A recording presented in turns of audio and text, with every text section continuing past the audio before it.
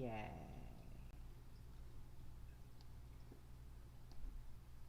What is an auton?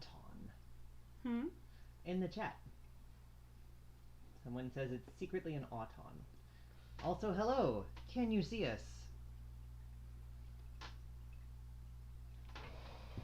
Is it working? I hope it is working. Yes. Yay. Just like I said, it starts recording as soon as you hit Mm-hmm. start streaming in OBS. Cool. And so now there's a lag. This is why OBS isn't my favorite solution either. It works though. Yeah, they're talking about the mannequin. Yes, but what is an auton? From Doctor Who. Okay. Clearly after we stopped watching it. We watched up to, I think, the start of the Matt Smith era. I didn't Maybe that finish was me. Tennant. Okay. Yeah, I got like partway through Tennant. Oh no, it's before. Oh. Yeah, 1970. Maybe we should watch old Who. Like, the reason we stopped watching is because we're both allergic to Moffat. Yeah, I mean that is why I stopped watching. Your sensitivity is higher than mine. Well, also like, you know, I got into Doctor Who much later. By the time I got into Doctor Who, Matt Smith was already playing the Doctor, and so everybody was already talking about what a creep he was. Moffat was. I was about to say I hadn't heard anything about Smith.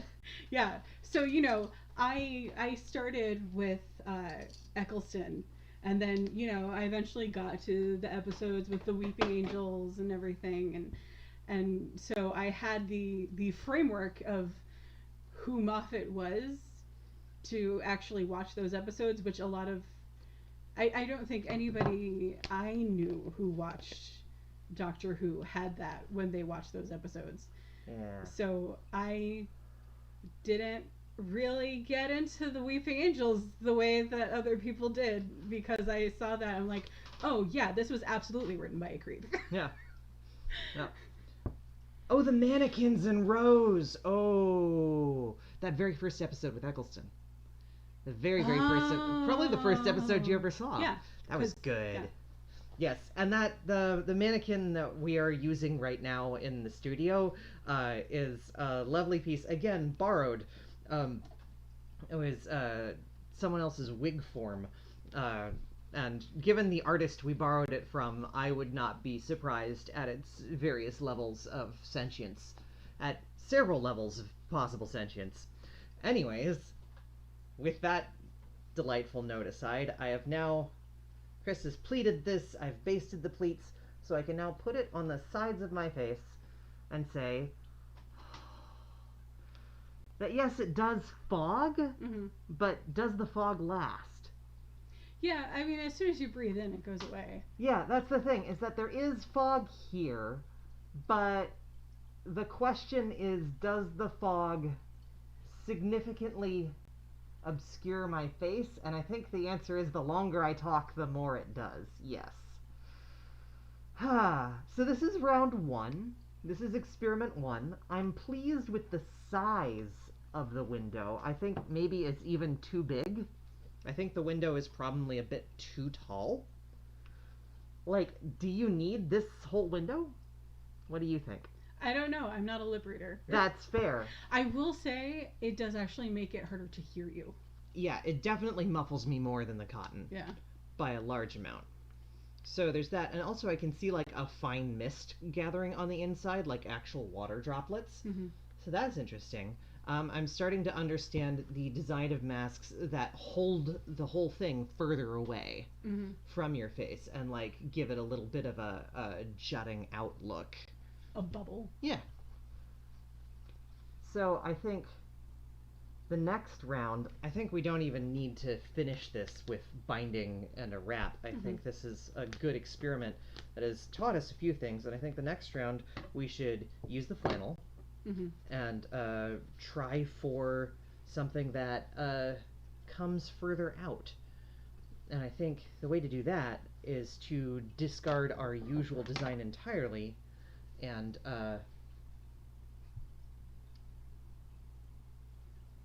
how to describe what I'm thinking of. I want to have like a long strip of flannel that creases at various points, both at the four corners and over the nose and chin, and is designed not to lay flat like this. I want it to sew on in such a way that it is supposed to jut out. Mm-hmm. And I'll try and explain how I'm going to do that as I do it. But the main thing is I'm going to need like a 4-inch long strip. 4-inch wide, but very long strip to start. Does it need a pleat in the center, or could it just be taller? That's a thought. If I just pop out the center pleat? No. You're talking about putting pleats along here. Yeah.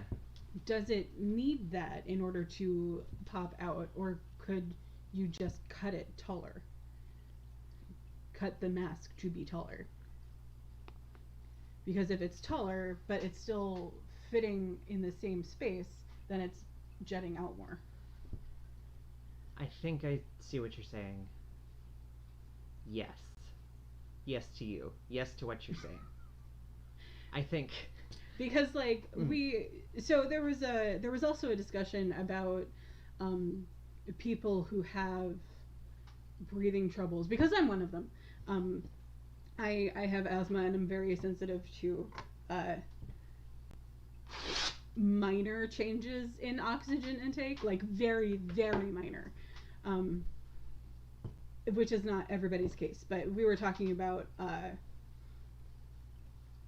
there were some suggestions about making a mask like that that was bigger and sat away from your mouth, so that you weren't having to try to breathe through the fabric. So, in your vision, is this window the same size? Because I don't want the window to be much bigger than this. On account of I want more fabric. You So said like it could potentially be smaller. Yeah. I was not thinking make it bigger. Yeah. Does it need to be this wide, do you think? I think we could reduce the width a little bit. Well, not everybody has your size mouth. That's true. I'm thinking of Keith Habersberger here. That's fair. And also, it is important to get like a good view from the side, right? Yeah. Yeah. All right. Let's keep the width the way it is. Let's keep this size of window while we experiment with other things. Okay. That's a useful because principle of also experimentation, right? Yeah. Once the mask is pulled a bit further away from the mouth, then the mouth side view. Yeah, it changes how much space the mouth takes up in the window. Yeah, that's true. So we're gonna keep this the same while we try other things. There it is. And so my thought here, excuse me, Miles.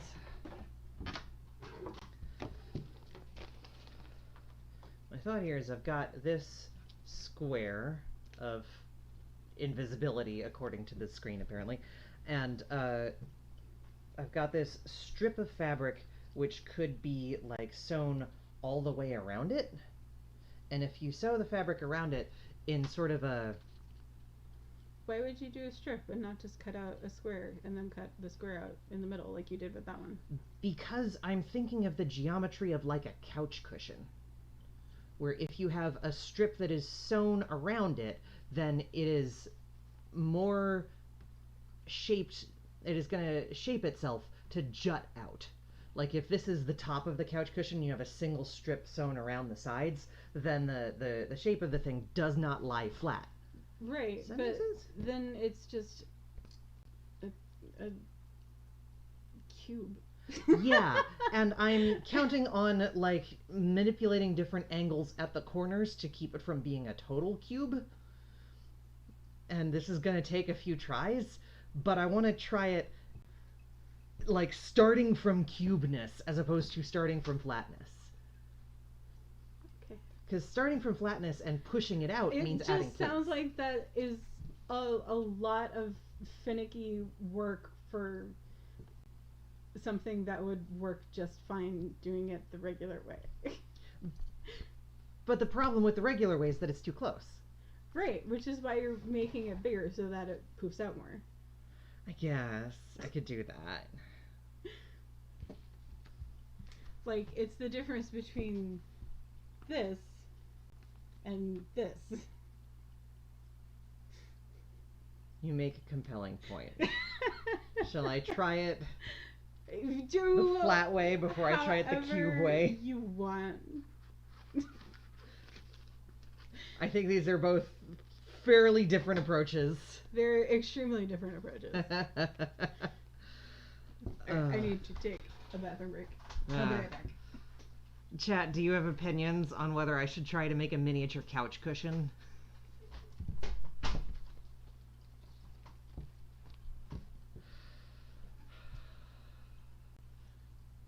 I'm definitely going to cut it both ways. Who am I kidding? I'm going to try and do both. Which should I try? Which should we try first, though? Tear to get a straight line.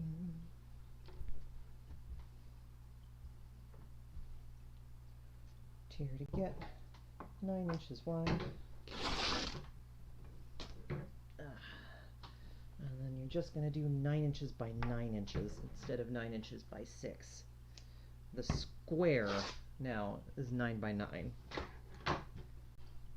And having a 9 by 9 square will also get a lot of material around the plastic, a lot of good flannelness, just to absorb the breath. So what I've done here is I've just cut 18 inches by 9 inches of flannel and faced them together because we're doing this quick and dirty now on the theory that this is an experiment, and whatever the results are, it won't be the final product. So I don't have to worry too much about making the outer layer look fancy. I slightly regret using the fancy print as an experiment, but not too much, because again, it wasn't big enough to make a normal sized mask out of anyway.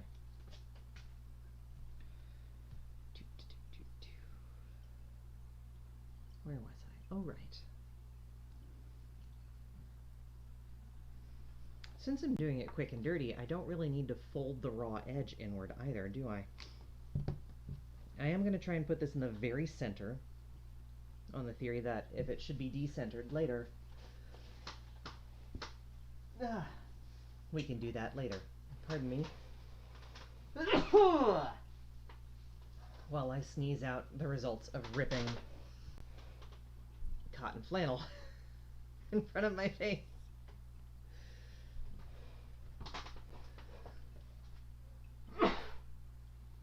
Ah, Lord.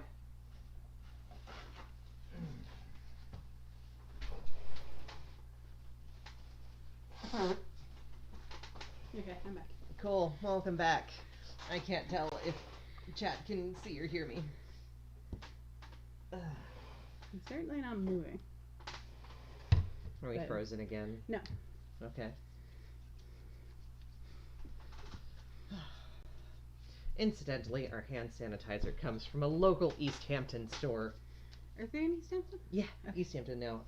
The Peacock's Nest, which sells like nice little bottles of hand sanitizer. Scented. Scented. I mean, they also have unscented options, but But this is a citrus, which yes, I like. they can hear us. Yay!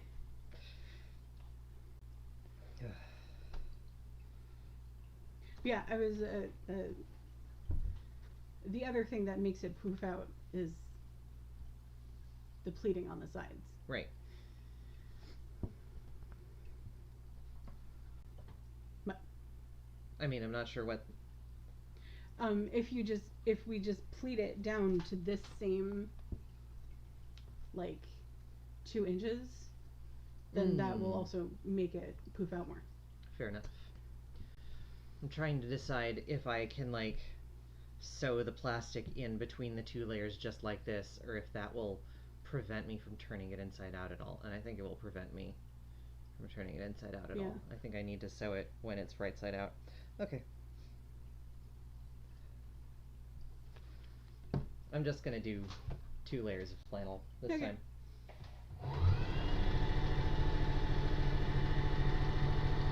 I think it is generally recommended that you not do 2 layers of flannel, right? Yeah, because it's warm, it's thick, and especially in summer, we sweat.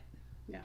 And also, I think it's a slightly looser weave than like your standard cotton. Where'd that Sharpie go? There it is. Yeah. Right? Actually, no. No? It's not. Whether or not the weave is looser, because the fibers are thicker and fluffier at the microscopic right. level, then they filter pretty much as well. Do you see Kleenex anywhere? Sorry. Not over. Here we go. It was buried under fabric. Okay. But yeah, because flannel fibers are fluffy at the microscopic level, they press together in the weave, and they filter, according to our materials tester, they filter just as well as quilter's cotton, which I thought was pretty cool. I made a Facebook friend out of a materials tester, which is really neat, and I sent her some flannel and some cotton and some spandex, and the spandex filtered not as well by a substantial degree, which is why we are not currently selling those spandex gaiters that you pull up over your mouth and nose, because I did not enjoy looking at those percentage numbers and being like, 2 layers of cotton filters 60% of all 3 micron particles. 2 layers of spandex filter 25%. Maybe let's not. I wonder why that is. Yeah, I don't know. I think maybe the spandex, because it was, she tested it ad rest, so it wasn't even stretched. Maybe it's just because it's knit instead of woven, and anything knit has holes in ways that woven things do not. Isn't not all spandex is knit though? Yeah, it is. That's what gives it stretch. No, what gives it stretch is the chemicals that they make it out of. Okay, the fiber too. Oh! It's also that it's a synthetic fiber. And a synthetic fiber at the microscopic level is a single closed strand of plastic. Right. Spandex, whatever. Whereas the natural fibers like cotton fluff up. Oh. Okay. And so they block the holes in the weave or the knit. Yeah. Okay, that makes more sense. Yeah. Natural fibers fluff and synthetic fibers do not. This is also why you shouldn't get, or like why we use cotton instead of polyester for this kind. Which is not to say that other people's spandex gaiters don't work effectively. Which is it's just to say that the spandex we have doesn't really work that well. Yeah. And that's why we're not selling the gaiters. We sent it to a tester and we tested. If other people have different materials that they sent to a tester and they like the results, great. Awesome. Yeah, there's a whole range of performance spandex, and some of them are made for different purposes. The stuff that we get is mostly just made to make costumes out of. Dancewear, swimsuits, things that you're supposed to be able to sweat through. Yeah. So naturally things which are breathable and porous, and in fact not the kind of thing that is, it's the opposite of mask filtration. I did that thing again where I cut it into the corners thinking that I would fold the raw edges in, but I'm not going to fold the raw edges in this time. Okay. I mean, it feels like flannel sort of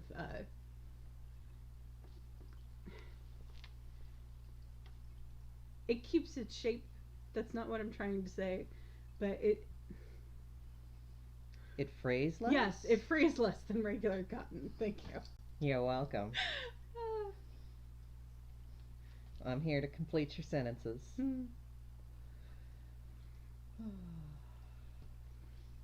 And also, considering if we make a bunch of these, the act of creasing in the raw edge Whew, boy, that'll add a lot of production time. Yeah, I wonder if you could just, with the regular cotton, if you could just cut out that center square with the pinking shears. Ooh, maybe. It would make for a really interesting and possibly visually distracting edge. But I doubt it's any more visually distracting than the fabric. Print. Yeah, than the print. Yeah.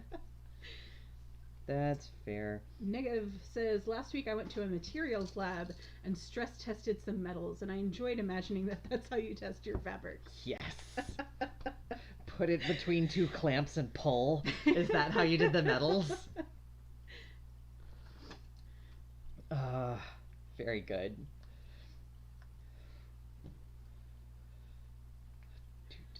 That is how we test our mesh. I mean, power mat. Not with clamps. Yeah, not with clamps, just our hands. You know, we've been doing this for 6 years. 6 years. So we have a general idea of what it feels like. if it's too loose. Yeah, if it's not soft. strong enough, or if it's far too strong. We've only just recently gotten to partner with a mill that gives us scientific results on top of our totally non-scientific. Oh yeah, that feels right. Negative says that one, and also a test where you swing a giant hammer through a piece of metal. Nice. Oh, that's very good. That's delightful. Do you watch the hydraulic press channel? Because they have like a bunch of cool power tools that they do cool things to, and we saw a video the other day where they just punched a hole through plexiglass, I think. They were trying to see how much pressure they needed to actually push. I think they had just a steel cylinder, a solid steel cylinder, and then they also had a solid steel ball through like the 1 inch thick plexiglass. Was it 1 inch thick? I Yeah, think like so. it was half an inch or 1 inch thick plexiglass, and it was very interesting. It was very cool. Number one Fander says, off topic, and sorry if you already covered this on the other stream. I just got here for this one, but did y'all watch Hamilton? We don't have a Disney Plus account. We could probably borrow one from one of our friends. I'm pretty sure they're all sharing the same one. But no, we haven't watched it yet. We're excited to eventually. God, the number of times we entered into the Hamilton lottery. Yeah, that was Never the only got it. lottery we never won. Yeah. Not that we applied to a lot of them, but back when we were living in Jersey. But winning the Wicked lottery on the first try Yeah. was like, it just set us up for hope with Hamilton. And Negative says, you see how high the hammer reaches before it breaks the metal, and that's how you know how much energy it used to break the metal. That's really Neat. cool. Yeah, that makes sense. Alrighty, you need to actually slip between the two layers and then get pinned there, because I accidentally set a pin that did not go through the plastic, which is not that helpful. There we go. Yeah, I definitely had to at least unfollow. I think I've unfollowed like one person on Twitter, just because, you know, and everybody predicted this. Everybody has a hot take about why Hamilton is problematic and not actually good.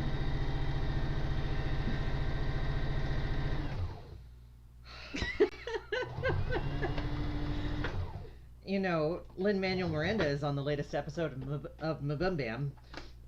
Justin promised him that they would talk about weird musicals, and they talked about weird musicals for about 5 minutes, and then they started talking about Mario's dick. It's like...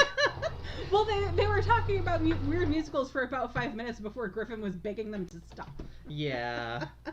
Yeah. And it's like, I don't know what you expected, Lynn, from the McElroys. Okay, I have done a weird thing, and I have sewn the window in with a problem at one side. So I'm going to take that out and sew it again. It slipped. I didn't pin it right. Where's my dang seam ripper? Where is my scalpel? There it is. Anyway, all I have to say about that is that if you have a hot take about why Hamilton is actually the worst, but you don't give a shit about 1776, then I don't care. Musicals have never been about historical accuracy. I mean, and that musical in particular, I think, because it, oh dear, because it doesn't like claim historical accuracy, but it makes a sort of pretense to it in a way. Like it grabs lines and quotes and interesting things that feel like they should be accurate. Uh-huh. So, I'm not sure where I was going with this. I got distracted because I was putting a scalpel to flannel. Um, I think it's more vulnerable to that kind of critique than a lot of things. But I'm also really hoping that this release on Disney Plus will help with that somewhat, because I think the soundtrack is more vulnerable to that critique than the stage performance. Maybe. I mean, it also just opens up more people. That's true. To exposure. Which is why everybody I saw on Twitter was like, oh god, it's coming. Brace yourselves.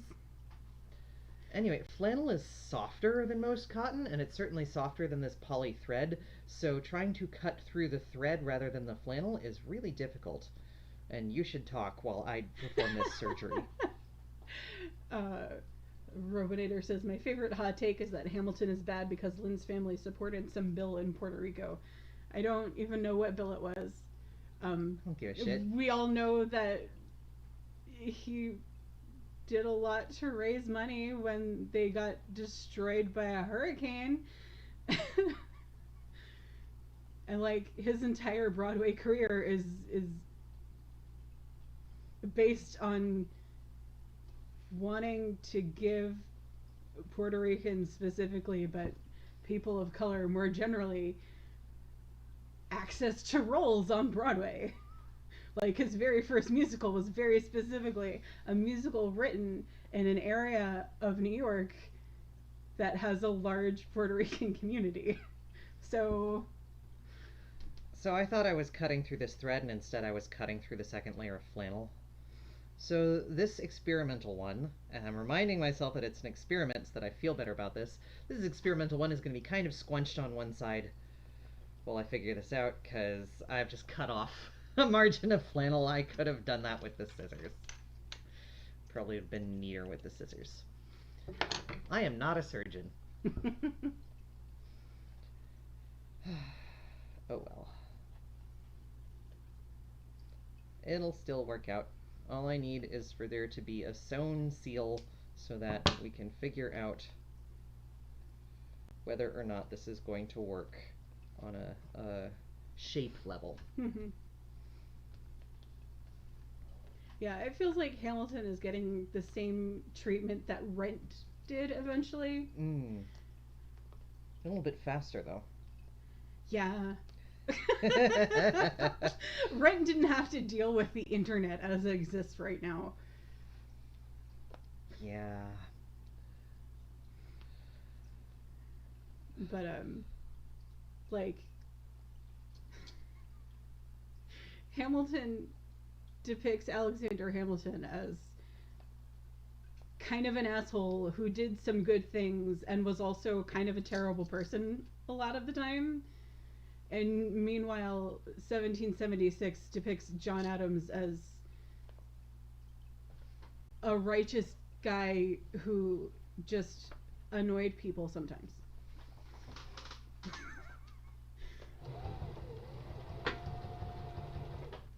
So I still remember when Hamilton the musical came out and Lin-Manuel Miranda was genuinely distressed at the thought that he might have upset Mr. Feeney. Right. If you didn't know, the actor who played Mr. Feeney in Boy Meets World played John Adams in the... I think he was also in the original Broadway cast, but he played John Adams in the movie version of 1776. And then he went to see Hamilton.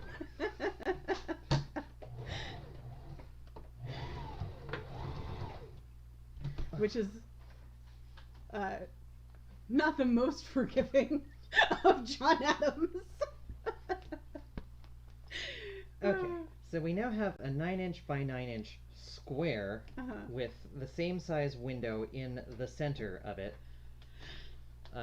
which has now been sewn in on all sides, roughly. The second draft is always rougher than the first, because I just want to, like, get through it, and knowing that the third or the fourth or the fifth is going to be the actual final. The first draft is always like, what if something fancy happened? And then the second draft becomes, well, maybe this is a start of something that works. Jay Oxshire says, one of my friends is super bitter that In the Heights didn't get as popular as Hamilton and that the movie was delayed. Wait, there was a movie for In the Heights? Is there gonna be? I think there was gonna be an In the Heights movie. That would be a great movie. Yeah. But I hadn't heard something about it in a while, so I guess I'd sort of assumed that. I mean, Wicked was also going to get a movie. Was it? I mean, not that Wicked has done quite as much for non-white actors as literally everything that Lin-Manuel Miranda has ever done. But, yeah, that was like years ago at this point that they were talking about doing a Wicked movie. Mm-hmm.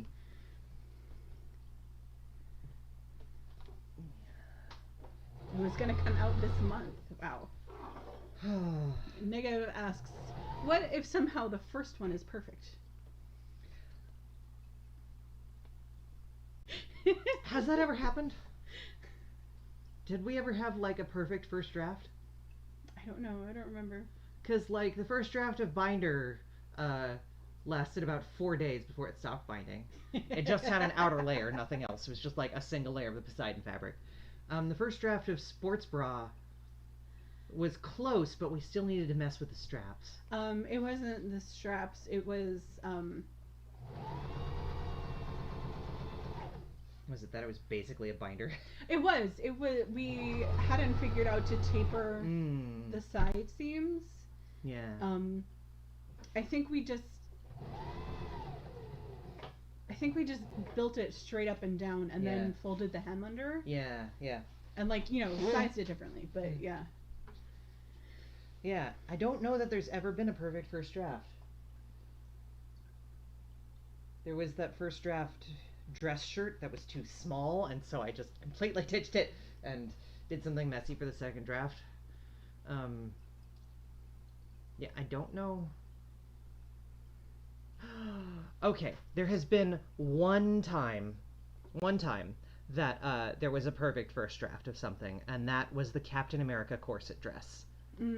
I drafted the hell out of that. I was in a pattern making course at the time, so I had it all fresh in my mind to do all the patterning perfect the first time. God, I was so damn proud of that thing.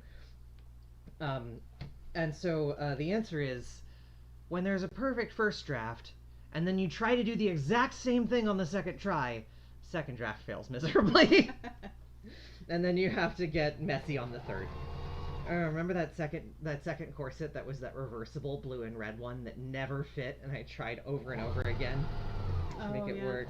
God, that thing never saw the light of day. Yeah, number one Fander says the movie was going to come out this month, but it got pushed to next summer. And that Lynn said that it's really a summertime movie, theater movie, which I agree. Yeah. Yes, absolutely. And also, like, getting pushed to next summer is, I think, the safest bet right now. Like, if any movie that has been delayed to winter 2020, it's not actually happening. Jay's asking with a cheeky emoji, did the headbands need drafts? That's fair. And yes, also, no, yes, they did. Did they? The headbands needed like 3 drafts to get the closure right, because the first 2 times that I tried to close the gap once you turned it inside out, it looked awful. People are also asking about the Captain America corset dress, so I'll be right back. Okay, so this was way back in 2012 or 2013. Like, Avengers had just come out. The age of the superhero movie was bright and shiny and had not yet completely fucked things up. And we were also going to New York Comic Con on the regular because we had a gig selling t-shirts there. And so we could get into New York Comic Con without waiting in the line. And I was, uh, I was, There was a fan artist. yeah, there was a fan artist on Tumblr who was doing pinup dresses in Avengers styles. And this was also like the golden age of Tumblr. God, yeah, 2012, 2013, a beautiful time for the internet, for Tumblr.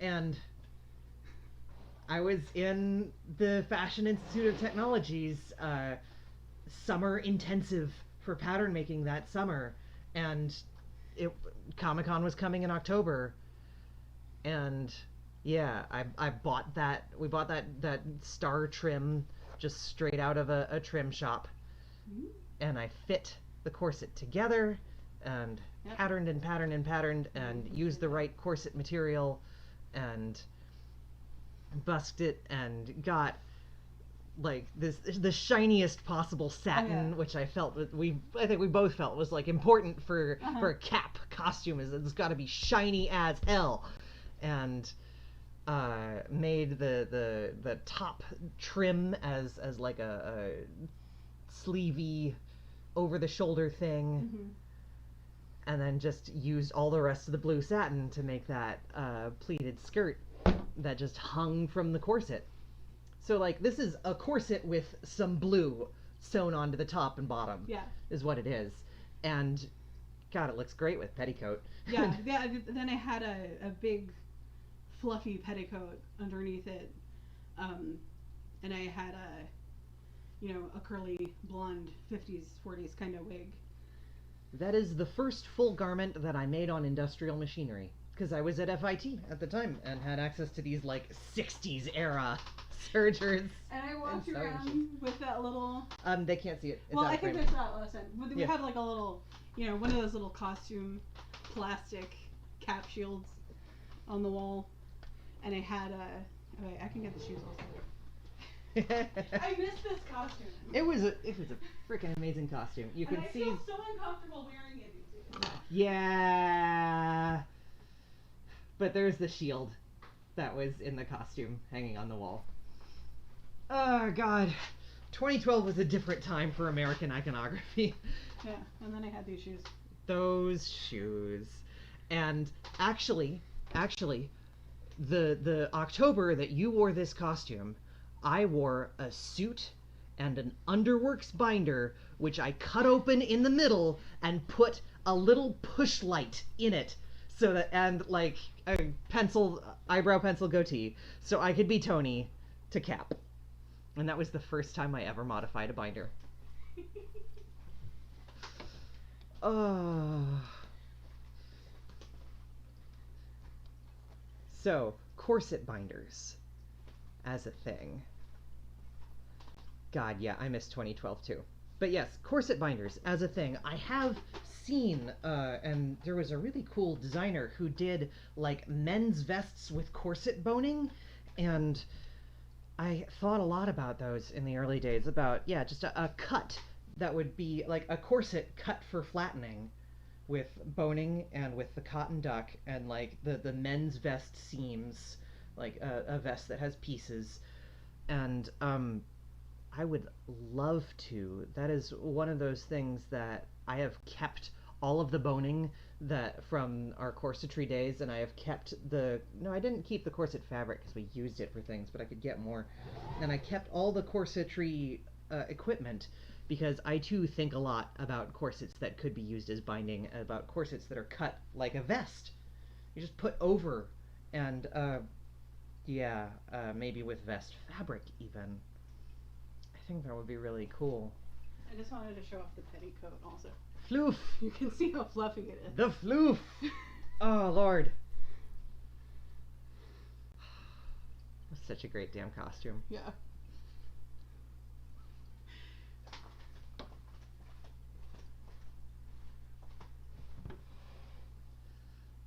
Throwback Thursday to them not showing Shapeshifters posts because they called them nude binders. Oh God. Oh God. That that sure was a thing and continues to be a thing. We do still get shadow banned on various social media platforms for daring to sell underwear. So that's fun. I once saw a tutorial online for making a corset boning binder.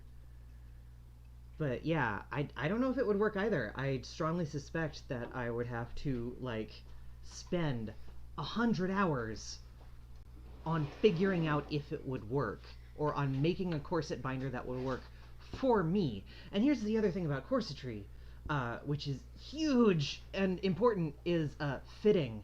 Like, that corset fit Krista at that time, and I think, like, making corsets that fit people is it's a lot harder than making binders that fit people, because there's like 10 pattern pieces and you gotta be super careful. And like I think a corset binder, if I were to be commissioned to make a corset that was working as a binder for someone, we'd need that person actually here. $1,000 minimum. The red and white stripes, I'm not kidding. The red and white stripes around the bodice of that dress, each of those was a separate panel of the corset. Yeah, like $1,000, and ideally that person would come to Brattleboro, Vermont for at least one of the probably 3 fittings. Going back and forth. It's a real undertaking, and as cool as it would be, and God, how much I want to do it. I have, not since 2012 have I had the kind of time that it would take to put it all together.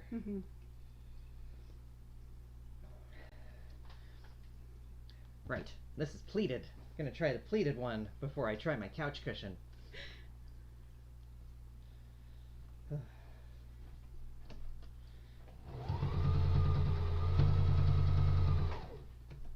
Yeah, the only issue I ever had with that costume, you know, before I just got really uncomfortable about walking around in a red, white, and blue star-spangled outfit, was that it usually was like cis dudes who would identify me as Miss America. And like one of them legitimately just thought that I was dressed up, I was cosplaying the character from The Tick, she wasn't Miss America, but he just forgot what her name actually was. Or American Maid, that's what her name was. But Captain is a gender neutral term. At some point I just learned to call back to them. Captain is a gender neutral title.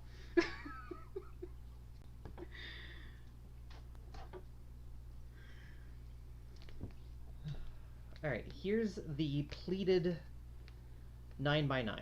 Yes.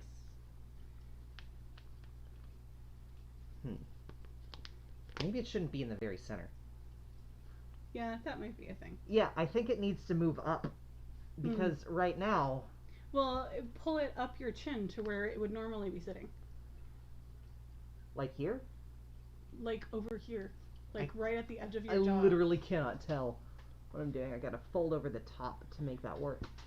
No, but... Because if I pull it any further up, it will run into my eyes. Like, I can't seem to get it so that it doesn't, like... Here. So that it sits here. Uh-huh. And then it sits here. And that way it puffs out. It does puff out, but we definitely need to move the window up. Because what I'm looking at with you, it's like I can barely see your top lip. That's fair. Yeah, it also like casts a shadow on the mouth, interestingly. So yeah, the window definitely needs to move up on this version, because it's it's basically there's a cave, and then there's like a window into the cave. It could also be. It's a chin window. Yes, at this stage it is a window for your chin. You just really need to make sure that I'm moving my mouth. You don't need to know what I'm saying. You just need to know that I'm moving my mouth. Yes. Yeah, so that's one thing. It needs to be moved up.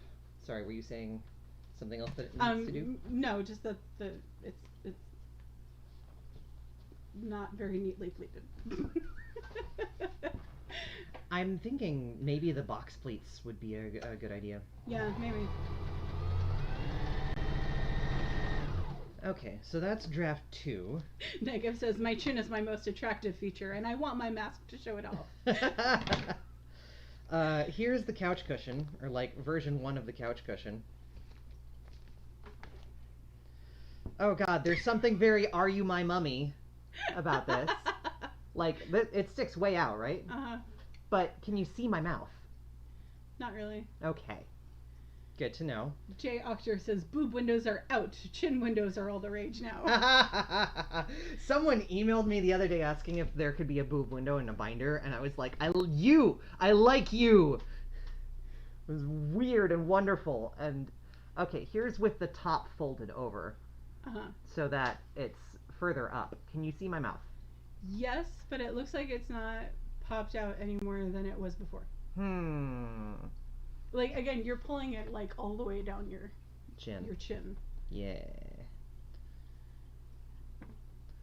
Right, so like there for the chin, and there for the nose. Mm-hmm.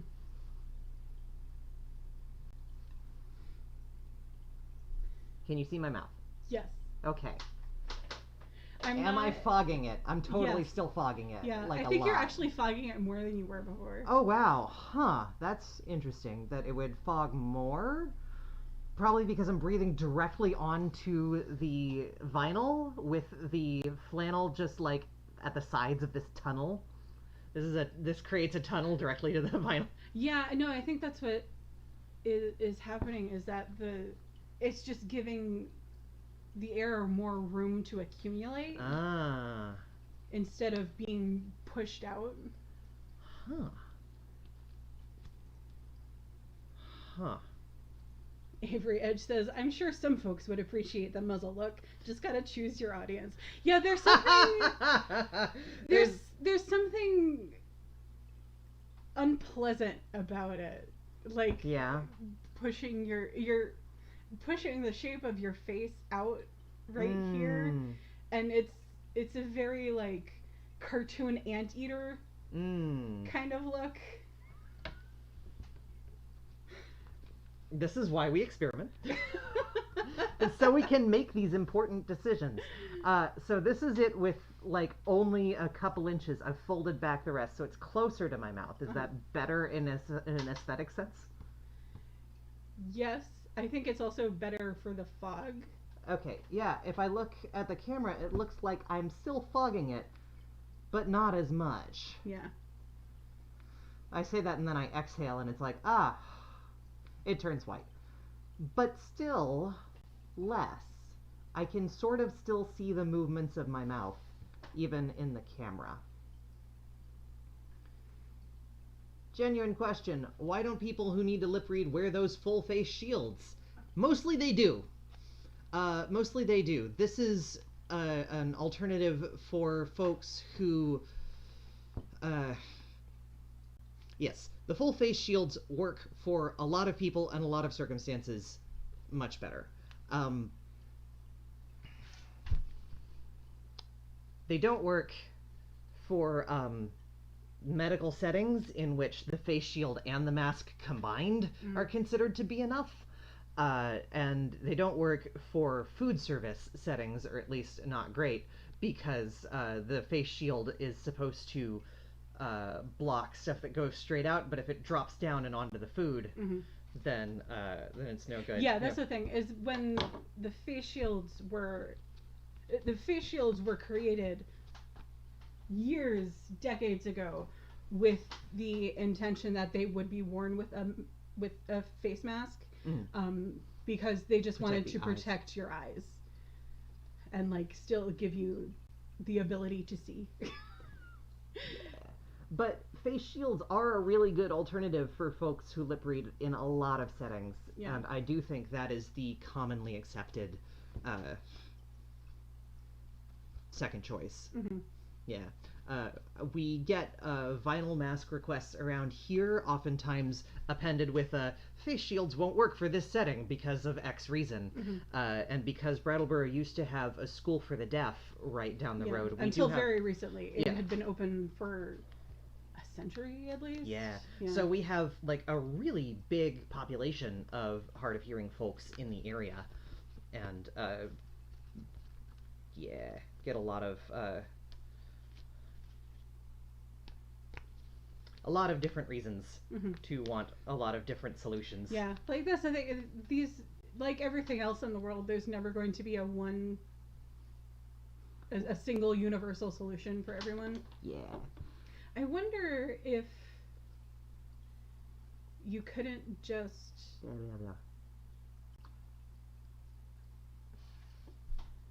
I don't know, cut out like a teardrop shape and then just line it with the edging and just have it be entirely vinyl. Can you explain to me what you mean by a teardrop shape? Like an eye shape, an almond shape. Oh, where's So that like scrap of... Are we out of vinyl? Where is the invisible material? There it is. Alrighty, can you that's Sharpie? not big enough. But Okay. I mean, it wouldn't be big enough for a real one. Yeah. But I will cut more off of our roll while we are brainstorming. well, I guess I would have to do more like that. But yeah, just like the shape that the mask is when it's pleated and being worn, Ah. because it seems like the way that vinyl works, Mm-hmm. if you were to just make the mask the way that we normally make it with pleating and everything to create that shape, then those pleats make it more likely to catch the fog and the moisture. Yeah. So if it was just a single piece without the folding or anything. It's got to be as aerodynamic as possible on the inside so that the vent just goes to the side instead of catching in corners. Yeah.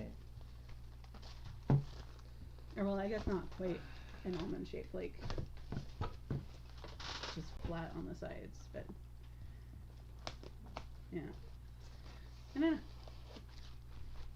Worth a shot. It's a brainstorming Saturday. That's not a good size. No? For like the window? Or no, you're thinking, oh, because this is going to go over the nose too? That's just the mask.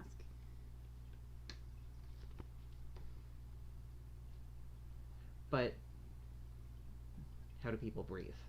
Oh, there's cloth around it. There's Even if you have a seal, you're still pulling in air from the sides. yeah. Okay. But bigger than this. Yes. You said. Okay. I mean, like, you know, it wouldn't work for somebody like me. But I don't know. Maybe not. Let's give it a shot. Can you make it the size that you want with this, or does I make it a size of a mask. Okay.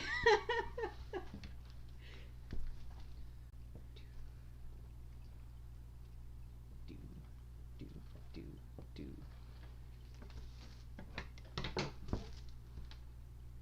Doing the roughest possible draft because we are in draft 3, and around draft 3 it's like, yeah, let's just throw shit at the wall. See how it feels. That is a pretty big window, comparatively. I was thinking that after looking at the couch cushion that it could be made a bit smaller. Well, if this is the entirety of the mask, then. Anyway, this is my terrible drawing. I want y'all to see. It just looks like lips. It's a shape. And you're thinking with bias tape specifically, or? Yeah, just make this, but this is vinyl.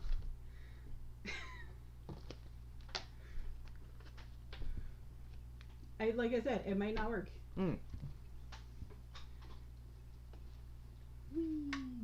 luckily, we have plenty of experimentation material to try it out on. I feel like we were going to talk about something else, but we've gone through mask fastenings, and we've talked about the wild times ahead for us as we attempt to catch up on binders and simultaneously enable our people to work from home on masks. Now, we talked about Hamilton, which was the other important news. It has been rainy as hell around here. Horrifying, horrifying lips. Yep. It has been rainy as hell around here with bonus hail, which makes the farmers really happy after all that drought. But it means that my giant Black Lives Matter banner, which I was so proud of having made in 2 days, cannot yet get hung outside because it's made of muslin, because that's the giant amount of material that I happened to have at the time, and I'm pretty sure that hailstorm would have shredded the damn thing just to pieces. Maybe not. I don't know. I actually don't have a lot of experience with hail because we don't get a lot of it up here. I think we've gotten hail more often up here, just the couple of times that it's happened, than it ever really happened where I grew up in Jersey. And like, especially summer hail. Yeah. I never knew that was a thing growing up. To me, that's like the only time that it happens is in the summer. I mean, we get like ice storms in the winter. Yeah, not the same thing. Yeah. Yeah, muslin is just not a strong material. If we'd had like a giant hunk of vinyl, I would have used that instead. But it was one of those, the Chicks came out with their single, and I was inspired to do it then, and there was a rally downtown, so I just made it out of what we had.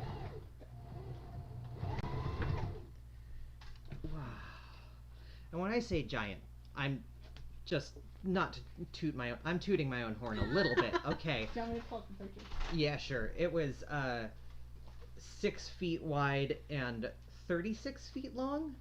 So freaking proud of that thing.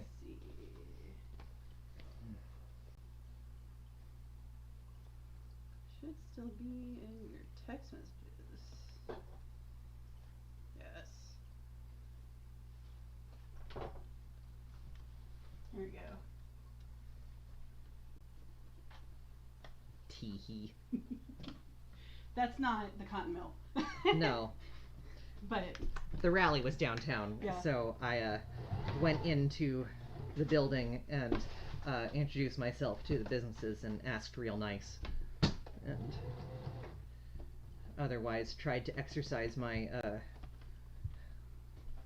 charisma stat? Yeah, diplomacy skill. I rolled diplomacy, is what I did.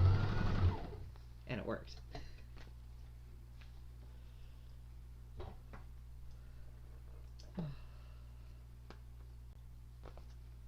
But I definitely rolled diplomacy with advantage because of the kind of town we're in.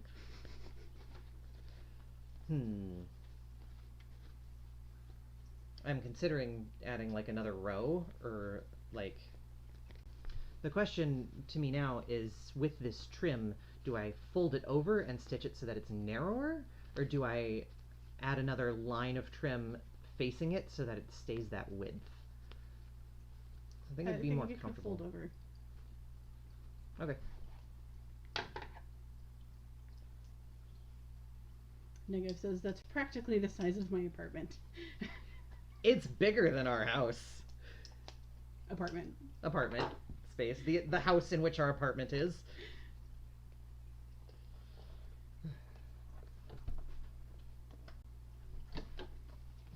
It was a real adventure to like lean out the windows and past the end of it to my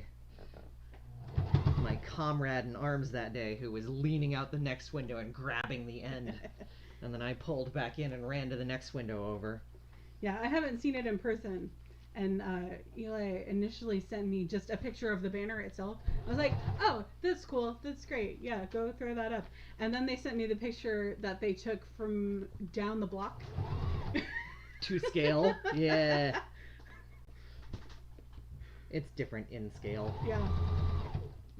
That's one that I showed. Hmm. Hmm. I'm not used to doing bias tape with cotton, like it doesn't stretch, Mhm. so it's wrinkling a lot, and Mhm. also binding the edge of vinyl, which does not stretch at all, does not flex, means this is a very wrinkly binding. But whatever, it's a draft. Well, Right. you could have just done it on the sides. And then just have like an edge of plastic into your face? It's not that. It's soft.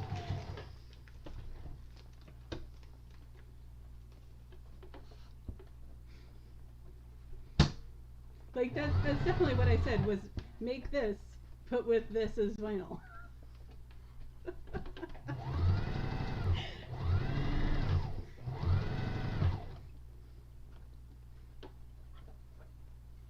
I have fundamentally misunderstood. Alrighty. It's got cotton around it. I don't think it's breathable. Like, not just for you, but for anyone. It seems like it would be. Yeah, it doesn't really like conform or anything. Yeah.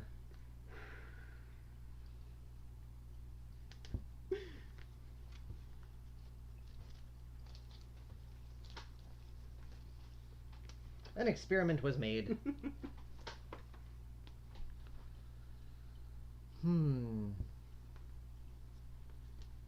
Yeah, I think because I think it's not gonna conform. I think it can't be on the edges because the mask has got to like be flexible when it meets the face, where it meets the face. Mm-hmm. It is flexible. More flexible than that. More flexible. Well, it's because it doesn't have the pleating. That's what the pleating does. Yeah, for sure. Is it creates a dome. A lot of making masks for us, I think, has been sort of a journey of discovery on how cotton works. On how non-stretch material works. Yeah. This has been a very good, entry into woven fabrics. And I've been recommending to every, kid and parent I know that mask sewing is like a great beginner sewing project. Yeah. Yes, 6 by 36 feet is massive. Thank you. The fact that we have this wonderful studio space, which is not where we are right now, but our first live stream was a tour of that space.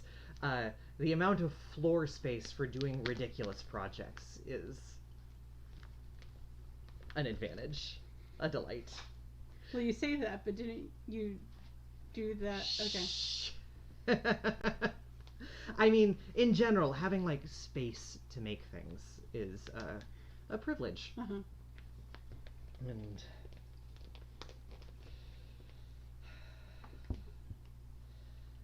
yeah, right now what is in the studio is Black Lives Matter cut out of pattern paper and taped up to the windows on the inside, and that is weatherproof because it's on the inside of the windows, but it's not as visible as I want it to be. Yeah, the windows there are UV tinted, so especially with the one particular window that's open in order to accommodate the air conditioner, when the window is doubled up like that, it's pretty hard to see anything inside of it. Yeah. Hence, banner. Uh-huh. But I am going to need aid, some help in doing that. That's going to be a bigger project, hanging it out those windows than it was hanging it downtown, because all of our windows in the cotton mill have screens. So it's going to have to be unscreen the window, hang the thing, secure the thing pretty well, rescreen the windows. And I think I should also hit it with a couple more coats of the Krylon clear coat so that it doesn't immediately run in the rain, because it is water-based acrylic paint on fabric. And we are definitely not out of summer storms. Yeah. And it will be way too much hassle to pull it inside every time it rains. way too much. Though I don't know, once I hit it with a couple clear coats, maybe it's time to put it somewhere super visible. I mean, it will be pretty visible from the road, from our studio. But it's not a terribly high traffic road. Yeah, yeah. I think I gotta call back a couple of the people I talked to that day before the rally and be like, hey, do you just want this as a permanent fixture on your building? You know, it would be really good press if you just put a giant Black Lives Matter banner downtown in the middle of a busy intersection. Mm-hmm. Why don't you just do this and, like, show where you stand and show everyone what you think, and also, like, get good press and also be good people. Here's an opportunity to be a good person. Do you want to take it or not? I say to a major landlord of a very expensive building.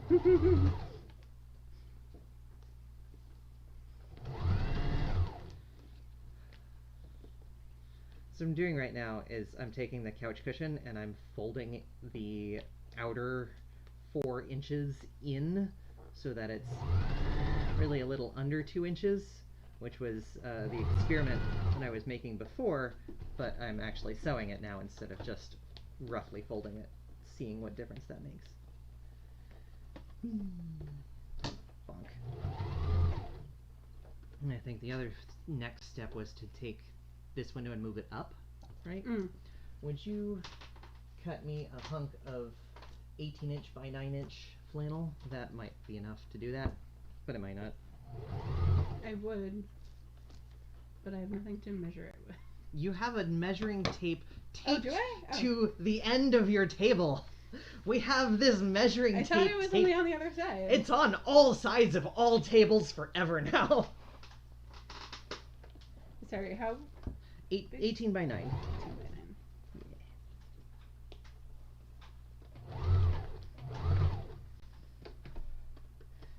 Having measuring tape taped to things has been a giant blessing.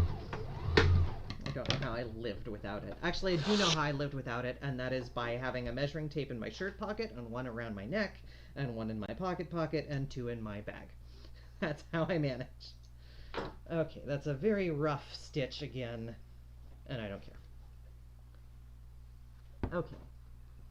This now feels nice. It feels like it's up against my chin and over my nose, and it looks like you can see my mouth, though again, fogging is still a problem. And I just sighed out and fogged my glasses too. That's not great. Negative says, off topic, but my friend just texted me to say they came out as trans to a colleague and it went great. Yay! Awesome. Congratulations to your friend. Yay for coming out and it going good. Also, look, I just took my hands off this and it's being held on my face by my glasses. I'm not sure that's a long-term solution. It really is not. And Negative says, it's fogging less than it was, though. Yay! Yeah, I think the couch cushion might be pulling ahead. I mean, that's fine. I'm not sure I expected that result, but this is it's literally like it's sewn like a frickin' couch cushion. Oh. Alright, so this where's the spare window? There was another. Where's the piece of invisible material that was the small piece of invisible material? This'll do. Might have been that. That's fine. Where's the scissors? There they are. Okay. So are we gonna keep the same? We're gonna keep the same window still, right? Because we're experimenting methodically here. Sure. And that means not changing everything too much. What time is it? It is 5:20. Cool. My stomach just growled at me because we haven't had that much to eat today.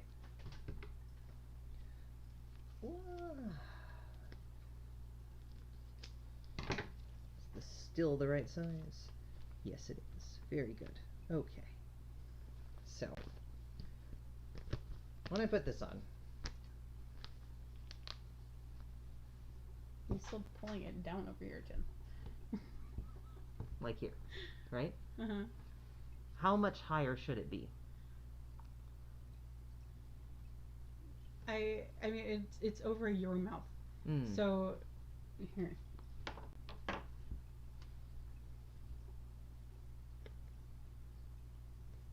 Maybe the pleated version just needs to be, there we go, okay. Yep, it's definitely a shin window. Okay, yeah, it needs like at least an inch, maybe an You inch wanna and a pin half it? higher. No. Why? Because it's on you, first of all, and I have less confidence in not stabbing you. Do you want And to so- just stick your finger there?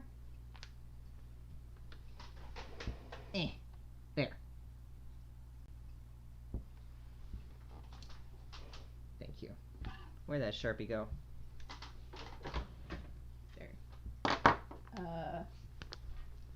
I had.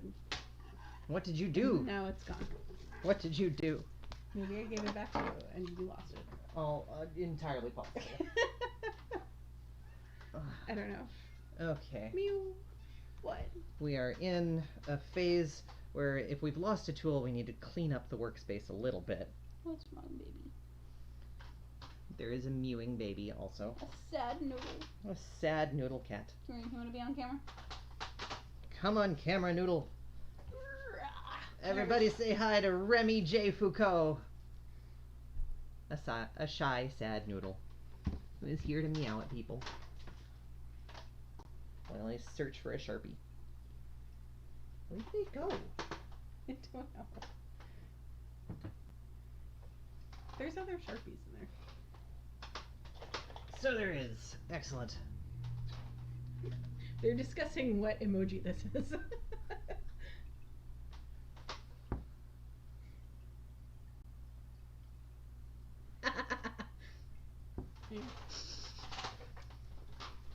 This is Remy.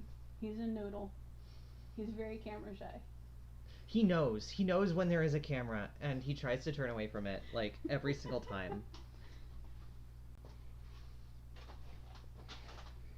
Every time I try to take a picture of him when he's being cute and sleepy, he immediately wakes up. Mm-hmm.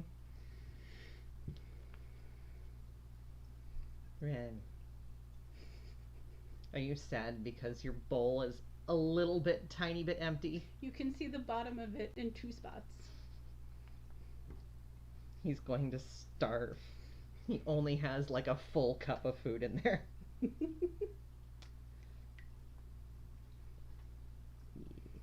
That's the top edge now. Trace, trace, trace. Getting the corners down. Remy button.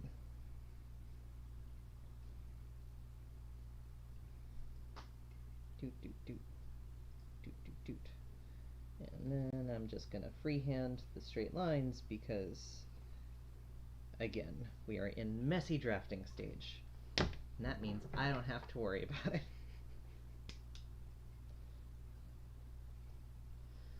If we were in clean drafting stage, I would have brought home the good scissors. The internet loves you, Remy.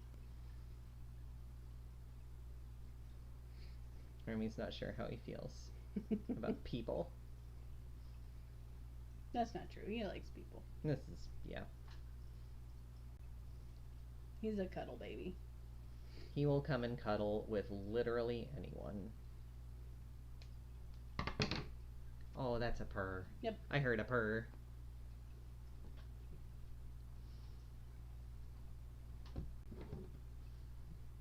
Such a purr.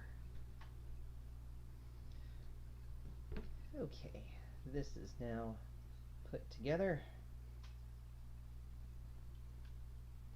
I need to put the window in. And I cut this window too narrow. Wait, that's not the window. This is the window. Haha! Slightly differently shaped, mostly invisible piece of material. pin it in place, because that's what it needs. I probably should have cut it with more seam allowance, but I wanted to give as much as possible breathing space.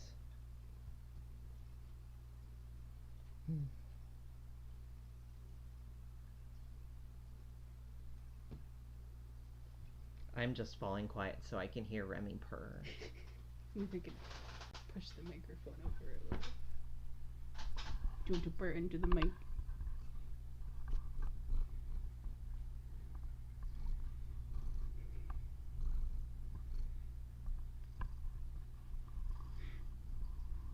Did he stop?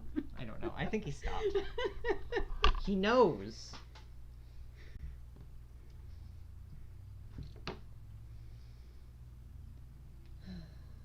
Normally he doesn't like being held this much. That's not He's true. a little claustrophobic. Normally he Yeah. just likes laying on top of you or right next to you. Yeah, but he'll put up with a lot of holding from you. Not this much usually. He just needs attention. He does. He knows. It's gotten to the point because like I said, I've been staying home for the most part, and it's gotten to the point where if I get up off of the couch, he will follow me around yelling at me. Why aren't you on the couch? Why aren't you my bed? You need to come back and be my cat bed again.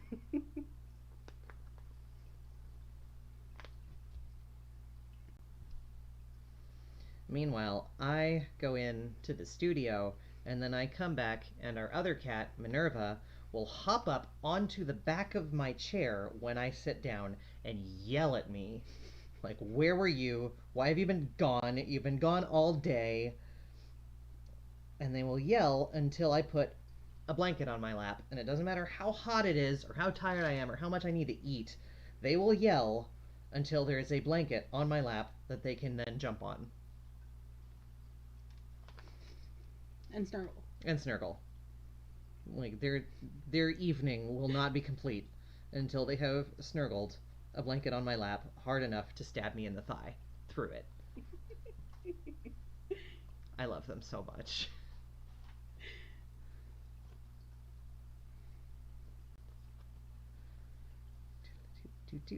Okay, I propose that after pinning and sewing and pleating this last experiment, we call a day, because food is a thing. Yeah.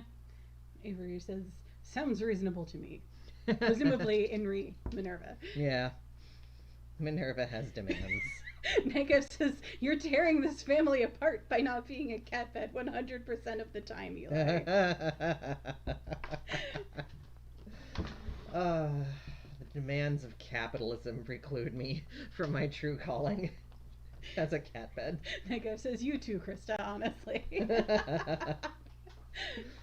I mean, that's the thing, is Minerva doesn't usually, like, seek me out for physical affection.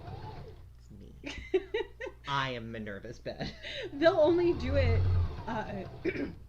they'll only jump up on the couch next to me and, you know, whine a little if Eli has been gone longer than normal. And what is normal these days, really?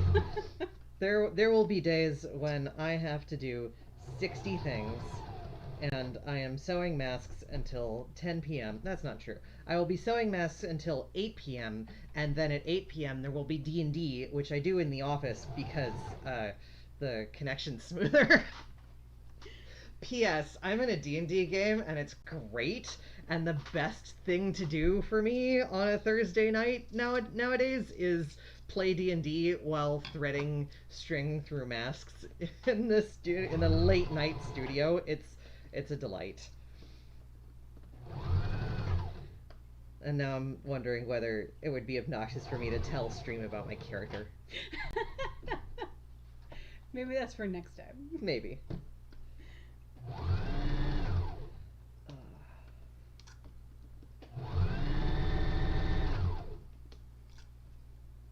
This is tricky. I mean, it's always tricky when you're putting two different kinds of materials together, but the absolute inflexibility of the vinyl really doesn't want to mesh well with the somewhat stretchy, fluffy, soft flannel. And I really did need more seam allowance than I gave it. So it's going to be messy again. Oh well, whatever. They definitely want you to tell them about your character.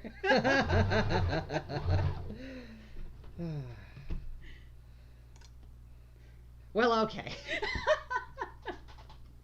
So I rolled a rogue furbolg, so a tree person, a person who can be mistaken for a tree if they stand still long enough. I like being a tall. The last time I did D&D before this, I was so small that Mage Hand could have carried me around, and now I am a tall. My Furbolg rogue is named Stemley, and they are if Grunkle Stan had a gender crisis and came out as non-binary, and is also a tree person who can assassinate. Negative says, good for stealth. Yes, extremely good for stealth. Stem is actually the best at stealth. Stem is amazing at stealth. Stem is now the kind of rogue who can turn invisible, except that I forgot was it last night? No, yes. Thursday night. Well, yeah. I forgot 2 nights ago that I could turn invisible until I had already stumbled into the demonic lair and aggroed 2 giant chain demons. I forgot that Stem could be invisible. So Stem went ahead and snuck without turning invisible, aggroed the monsters, got into a fight, realized at like round 2 that I could turn invisible. So I stood up from my cover behind a giant table and apologized to my best friend in the game, who is a genderqueer orc bard named Olive. I love Olive. Olive is great. Olive and Stem are best friends. So Stem had to stand up and be like, Olive, I'm sorry. I forgot I could do this. And then turned invisible. It was the best. It was the most fun. Everyone yelled at me. Everyone loves them. Everyone in chat loves them. Nega wants to know what level. Level 4 now. Level 3 at that time. Level 3 rogue. Aggroing all of the monsters. Because I forgot about Hidden Step. Stemley, among other fun exploits, has we keep going into the forest to rescue people, and on the very first forest adventure, Stem came across a hat that was this wonderful purple ribbon straw thing with embellishments and whatever, and Stem was like, this is my hat now. So now I am a tree person with a nice shiny ribbony hat. And it turns out that the hat belongs to, if you've ever seen Schitt's Creek, there's a set of NPCs in this campaign based on the roses, and the hat belongs to Alexis. But no, the hat is Stem's now. Stem is not giving it back to Alexis Rose. Jay says, petition for y'all to live stream your D&D game. I will have to bring that petition to the DM. What if we actually just ran a campaign? I mean, I have like 3 campaigns that I want to run. And I've never played. Yeah, and like, I don't feel experienced enough to run, but also I really wanna. I mean, yeah, you said you were gonna to try a thing that you could just run for one person, and also we're going to have a housemate. That's true. That's true. In a couple weeks. My sister's here.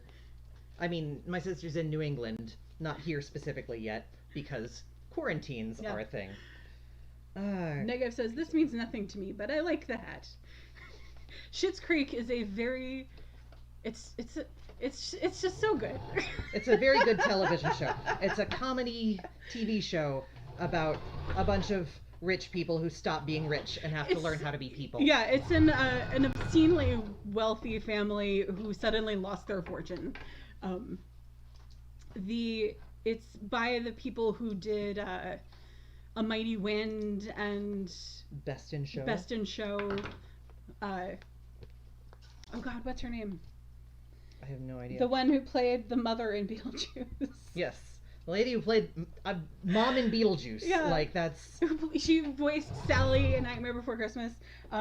She plays the mother, and I mean, she's also been in all of those movies. And God, I have to actually look this up now. Yeah. No. I can't remember any of their names.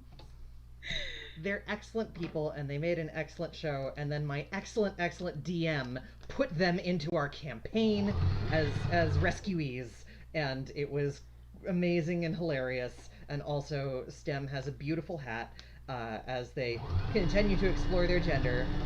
Catherine O'Hara. Catherine O'Hara. Yeah. Eugene Levy plays the father, and his son actually co-writes, produces the show, and also plays his son.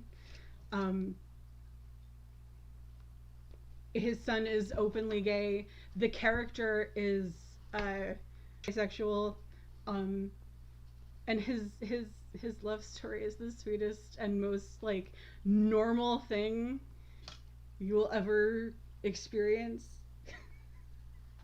And Eugene Levy's daughter is also in it, though she doesn't play a member of the family. Who does she play? She's the waitress. Oh, yeah. Neat. Negative says, you can run a campaign, IDM, and I barely know any rules despite playing for like 2 years. Number one Fander says, I really want to play D&D, but I'm not very good at thinking on the fly. That's fair. This is playing D&D is what has helped me like do that at all. And also like recall that my best D&D story right now is that time that I forgot that I could turn invisible because I'm not good at thinking on the fly, but after a round of combat and me re-looking at my character sheet and going, oh, it was funnier that way. Jay says, must there be rules? Is it not enough to hoard dice and play at being a character? I mean, that's 90% of it. Negative also says, it's the kind of thing that you get better at with practice.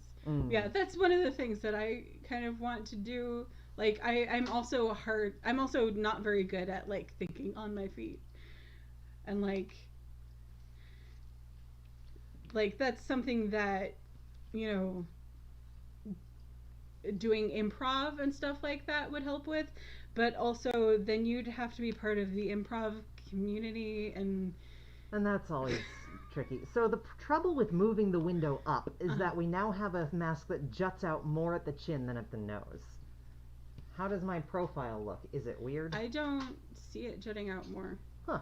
Okay. Now, the question is, how much is it fogging? More I mean, than when I do that. More than the couch cushion. More than the couch cushion. Yeah. Avery says, I like playing with friends so it can be better paced. I'm not good at thinking quick either, but play with friends who understand that. Yeah. And also, like, I really enjoy the current campaign, which has, I think, 7 of us? There's a lot. And so that means a round of combat takes a while to go through everyone. And at this point, everyone has sort of gotten into a rhythm of thinking about what we're going to do while other people are going, and also paying attention to other people who are making jokes as they do a thing. And so it means that by the time it's your turn, it's like, aha, I have thought of this amazing joke where I admit in character that I forgot. But what happens if you're the first one? Then you forget that you can turn invisible. And you do like a thing, and then you have a while to think about the next thing. I was first in that round. Yeah, I'm much better at text-based live journal roleplay. Yeah, things where you can literally like sit and think for a while, for sure. Yeah, I'm kind of super hoping for what I ideally would like to do is run a campaign where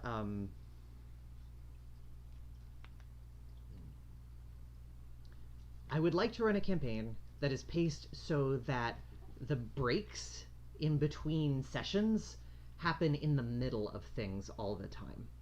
Like, I would like to ideally almost always end on either a cliffhanger or a start of a battle or a start of a discussion and be like, here's a summary so that you remember what's going on, but you've had some time to think about what you want to do, as opposed to the breaks where you stop because the adventure is over and you are sitting in the inn doing nothing, and then you have to go into the next session completely fresh.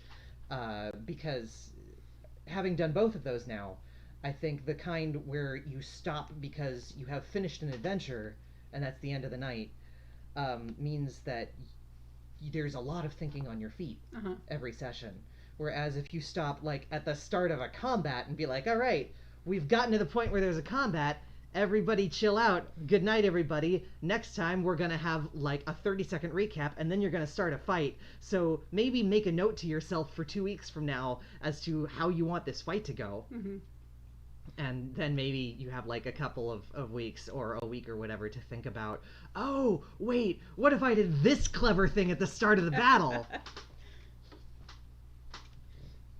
Nego says that too. For example, if you have a good group and you're playing a high charisma character, but bad at giving speeches, you can just say, I give an inspirational speech if you want.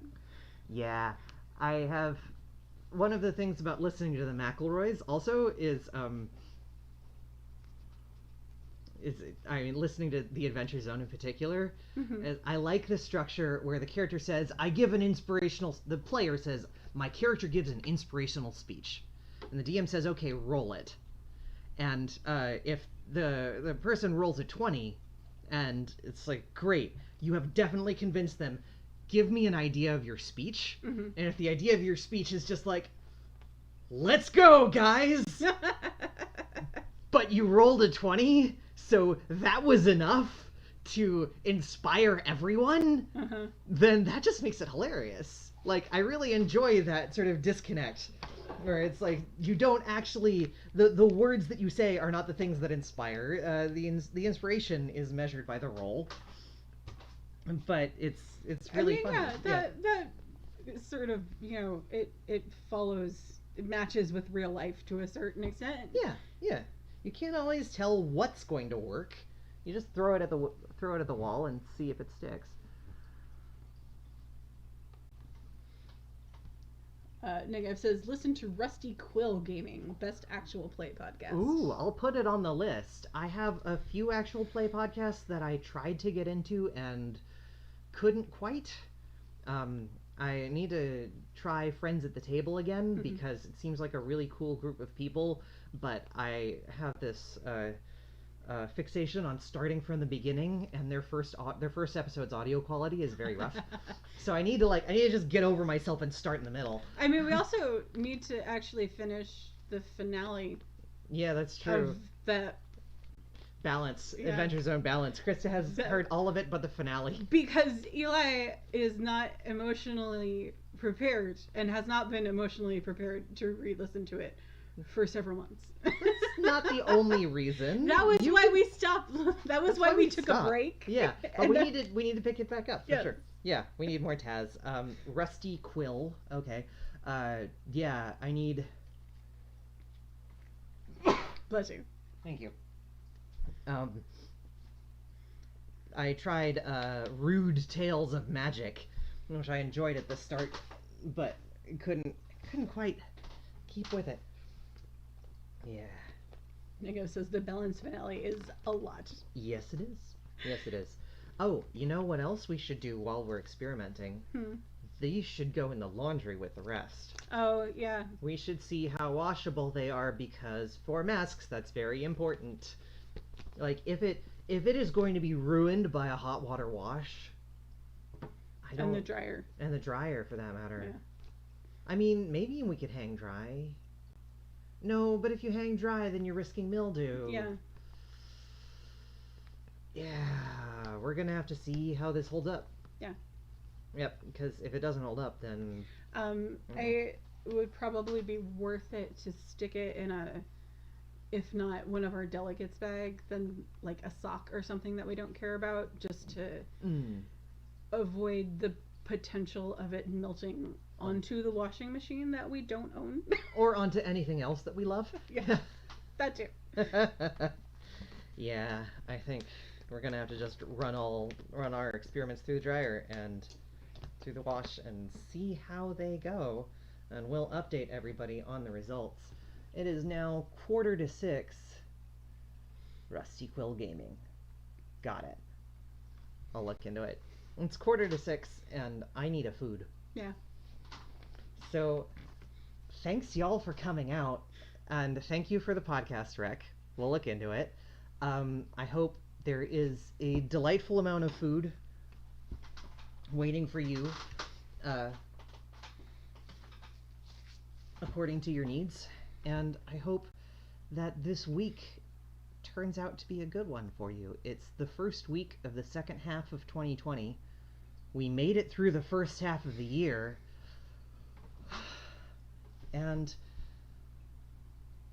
we're gonna make it through the rest of it. Cue the mountain goats.